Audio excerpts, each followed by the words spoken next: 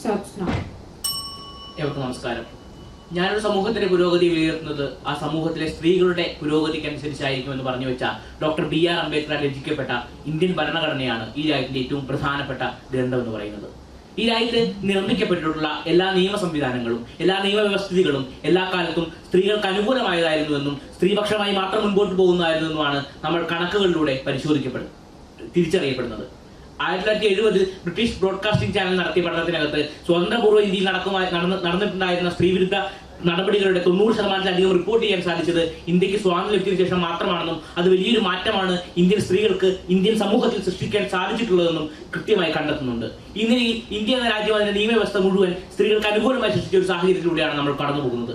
അതേ സാഹചര്യത്തിൽ തന്നെയാണ് ഭരണവ്യവസ്ഥയിൽ ഏത് നിലയിലാണ് സ്ത്രീകളെ നാം പരിഗണിക്കുന്നതെന്ന ചോദ്യം. അവിടെ നമ്മൾ മനസ്സിലാക്കേണ്ടത് 73-74 ഭേദഗതികളിലൂടെ തദ്ദേശ സ്വയംഭരണ സ്ഥാപനങ്ങളിലേക്കും ഏറ്റവും അവസാനം നാം കണ്ടെത്തിയ സ്ത്രീ സംവരണ നിയമത്തിലൂടെ പാർലമെന്റിലേക്കും അടക്കം സ്ത്രീകളെ മുൻപോട്ട് കൊണ്ടുവരാൻ നമുക്ക് കഴിയുന്ന രാജ്യമായി ഇന്ത്യ മാറുന്നുണ്ടെന്ന് തന്നെയാണ്. Thank you.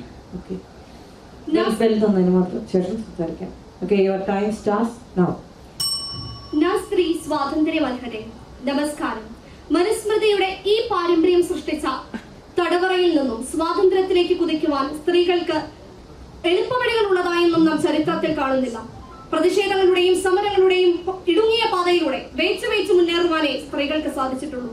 മാറുമറയ്ക്കുവാനും വിദ്യ അഭ്യസിക്കുവാനും മറക്കുട എടുത്തു കളയുവാനും സതി ബാലവിവാഹം തുടങ്ങിയ ദുരാചാരങ്ങളിൽ നിന്നും വിടുതൽ നേടുവാനും സ്ത്രീകൾക്ക് നൂറ്റാണ്ടുകളോളം പടപൊരുതേണ്ടി വന്നു.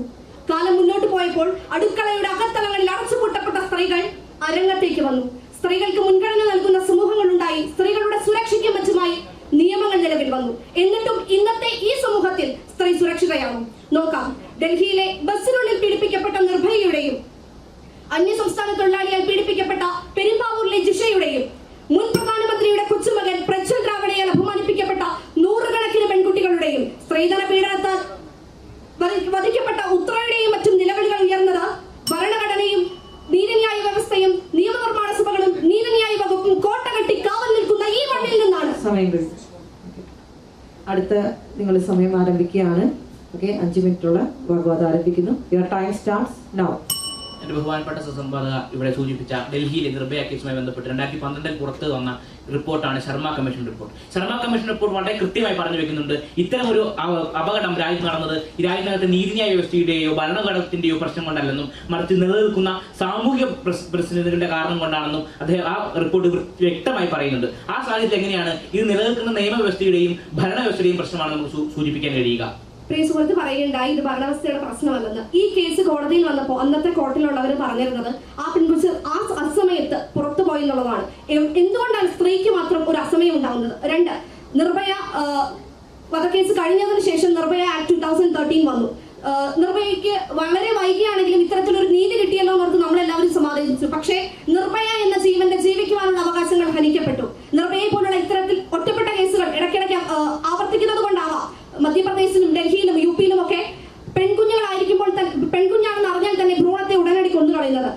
ചോര കുഞ്ഞു മുതൽ 6 വയസ്സ് വരെയുള്ള കുഞ്ഞുങ്ങളുടെ കണക്കുകൾ പരിശോധിച്ചാൽ 2001 സെൻസസ് പ്രകാരം 1000 ആൺകുട്ടികൾക്ക് 931 പെൺകുട്ടികൾ ഉണ്ടായിരുന്നത് 2011 ആയപ്പോഴേക്കും 918 കുറഞ്ഞു. ഒരു പെൺകുഞ്ഞായതിന്റെ പേരിൽ ജനിക്കുവാനുള്ള അവകാശങ്ങൾ ഹനിക്കപ്പെടുന്ന ഈ മണ്ണിൽ എന്ത് സ്ത്രീ സുരക്ഷയാണ് ഉറപ്പ് നൽകുന്നത്? അതിനുള്ള ഏറ്റവും പ്രധാനപ്പെട്ട ഉത്തരമാണ് എങ്ങനെയാണ് ഭരണകൂടം ഇവിടെ ഇടപെടുന്നത്. 2012 നിർഭയ ഉണ്ടാകുമ്പോൾ 2013 നിർഭയ കേസിനെ അടിസ്ഥാനമാക്കി ഒരു നിയമനിർമ്മാണം നടന്ന രാജ്യമാണ് ഇന്ത്യ എന്നുള്ളതാണ്. ഇവിടെ ഭരണ സംവിധാനം എത്രമാത്രം കൃത്യമാണെന്ന് നമ്മൾ മനസ്സിലാക്കേണ്ടത്. അതോടൊപ്പം തന്നെ പെൺശിശുഹത്യ കൂടുമ്പോൾ 2006-ലും 2001-ലും മുൻപോട്ട് വരുന്ന നിയമങ്ങൾ ഏതിനാണ് ശിശുഹത്യയും ലിംഗനിർണ്ണയവും നിരോധിച്ചുകൊണ്ട് ഈ രാജ്യം മുൻപോട്ട് പോകുന്നു. ആ നിലയിൽ രാജ്യം മുൻപോട്ട് പോകുന്ന ഒരു സാഹചര്യത്തിലാണ് ഈ രാജ്യത്തിന്റെ ഭരണകൂടം വളരെ കൃത്യമായി സ്ത്രീകളെ സംരക്ഷിക്കുന്നു നമ്മൾ മനസ്സിലാക്കേണ്ടത്. അതോടൊപ്പം തന്നെ ഈ ബലാത്സംഗങ്ങൾക്കും പീഡനങ്ങൾക്കും എല്ലാം അപ്പുറത്തേക്ക് കൃത്യമായ ഇടപെടൽ സ്ത്രീകൾക്ക് സമൂഹത്തിൽ നൽകാൻ ഇവിടുത്തെ ഭരണകൂടങ്ങൾ സാധിക്കുന്നുണ്ട്, വഴിയൊരുക്കുന്നുണ്ടെന്നാണ് യാഥാർത്ഥ്യം. അതിന് ഏറ്റവും പ്രധാനപ്പെട്ട തെളിവാണ് കേരളത്തിലെ കുടുംബശ്രീ മിഷൻ. എങ്ങനെയാണ് ആയിരക്കണക്കിന് ലക്ഷക്കണക്കിന് സ്ത്രീകളെ സമൂഹത്തിലെ പൊതുധാരയിലേക്ക് തുറന്നുവിടാൻ കേരളത്തിലെ കുടുംബശ്രീ മിഷന് കഴിയുന്നതെന്നും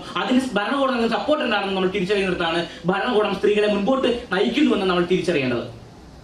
കഴിഞ്ഞ കുറച്ച് വർഷങ്ങളായി സ്ത്രീകൾ പല രീതിയിൽ മുൻനിരയിലേക്ക് പോകുന്നുണ്ട്. പക്ഷേ ഇത്തരം മുൻനിരയിലേക്ക് ചെന്നതുകൊണ്ടൊന്നും സ്ത്രീകൾ സുരക്ഷിതരല്ല. നേരത്തെ ഞാൻ സൂചിപ്പിച്ച പല പെൺകുട്ടികളും നല്ല എഡ്യൂക്കേറ്റഡ് ആയിട്ടുള്ള പെൺകുട്ടികളാണ്. അവർക്കാണ് ഇത്തരത്തിലുള്ള പ്രശ്നങ്ങൾ അനുഭവിക്കേണ്ടി വന്നിട്ടുള്ളത്. പ്രിയ സുഹൃത്ത് പറഞ്ഞു സ്ത്രീകൾ സുരക്ഷിതരാണെന്ന്. അതുകൊണ്ടായിരിക്കാം 2022 നാഷണൽ ക്രൈം റിപ്പോർട്ട് ബ്യൂറോയുടെ കണക്കനുസരിച്ച് ഏകദേശം 4.4 ലക്ഷം സ്ത്രീകൾക്കെതിരെയുള്ള ആക്രമണങ്ങളാണ് ഇന്ത്യയിൽ മാത്രമായിട്ട് റിപ്പോർട്ട് ചെയ്തിട്ടുള്ളത്. നാഷണൽ കമ്മീഷൻ ഫോർ വിമന്റെ കണക്കനുസരിച്ച് 28,811 കണക്കുകളാണ് സ്ത്രീകൾക്കെതിരെ ഉള്ള അക്രമങ്ങൾ.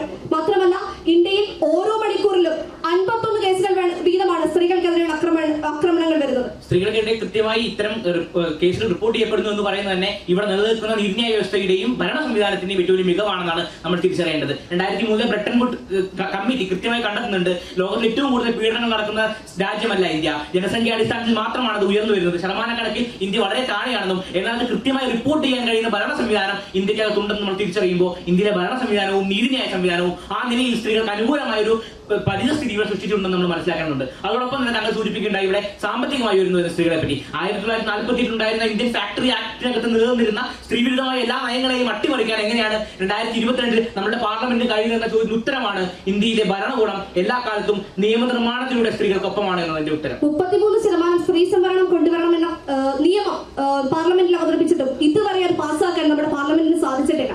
മാത്രമല്ല കേരളത്തിൽ ഒരു സ്ത്രീ മുഖ്യമന്ത്രിയായി വരുമെന്ന് പറഞ്ഞിട്ട് ഇതുവരെ ഒരു മുഖ്യമന്ത്രി വന്നിട്ടില്ല. ഇത്തരത്തിലൊന്നും ശാക്തീകരണം സ്ത്രീകൾക്ക് സംഭവിച്ചിട്ടില്ല.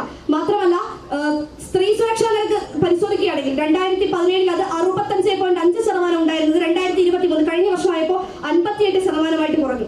എവിടെയാണ് സ്ത്രീ സുരക്ഷ? ഇവിടെ പരിശോധിക്കേണ്ട ഏറ്റവും പ്രധാനപ്പെട്ട കാര്യം വനിതാ സംവരണ ബിൽ പാസ്സാക്കപ്പെട്ട ഒരു ബില്ലാണ്. അതോടൊപ്പം തന്നെ നമ്മൾ മനസ്സിലാക്കുന്ന മറ്റൊരു കാര്യം, ഇന്ത്യ എന്ന് പറയുന്ന മഹാരാജ്യത്ത് തന്നെയാണ് സംവരണമില്ലാതെ തന്നെ ഇന്ദിരാഗാന്ധി എന്ന സ്ത്രീ ഈ രാജ്യത്തെ ഏറ്റവും പ്രധാനപ്പെട്ട നേതാവ് ഉയർന്നു വന്നത്. തമിഴ്നാട്ടിൽ ജയലളിതയും ബംഗാളിൽ മമതാ ബാനർജിയും എല്ലാം ഉയർന്നു വരുന്നത്. ഈ നിലയിൽ സംവരണങ്ങൾക്കെല്ലാം അപ്പുറത്തേക്ക് സ്ത്രീകൾക്ക് ഇടപെടാൻ കഴിയുന്ന ഒരു രാഷ്ട്രീയ പരിസ്ഥിതി ഇവിടെ ഉണ്ടാക്കിക്കൊണ്ട് തന്നെയാണ്. അതോടൊപ്പം നമ്മൾ മനസ്സിലാക്കേണ്ടത് ഇവിടെ താഴേക്ക് പോകുന്ന സ്ത്രീകളുടെ കൃത്യമായിട്ടുള്ള എഴുത്ത് അഭ്യസിക്കാനുള്ള കഴിവിനെ പറ്റി, ലിറ്ററസി റേറ്റിനെ പറ്റിയാണ്. അവിടെ നമ്മൾ പരിശോധിക്കേണ്ടത് അവിടെ സ്ത്രീകളുടെ മാത്രമാണോ നിരക്കുകൾ താഴേക്ക് പോകുന്നത്, അല്ല മറിച്ച് വലിയ രീതിയിലുള്ള ഒരു സമൂഹങ്ങൾ തന്നെ വലിയ രീതിയിലുള്ള താഴേക്ക് പോക്കിന് അവിടെ സാധ്യത വഹിക്കുന്നുണ്ടെന്നും അതിന് കാരണം അവിടെ നിൽക്കുന്ന ജാതീയമായ മതപരമായ പ്രശ്നങ്ങളാണെന്നും ആർട്ടിക്കിൾ 23 മതപരമായ സ്വാതന്ത്ര്യം ബേസിക് ഫണ്ടമെന്റൽ നൽകുന്നുണ്ട്. പല മതങ്ങളും നൽകുന്ന അല്ലെങ്കിൽ മതങ്ങളും അഴിച്ചുവിടുന്ന അനീതികളെ ഈ ഒരു ആർട്ടിക്കിളിന്റെ പുറത്ത്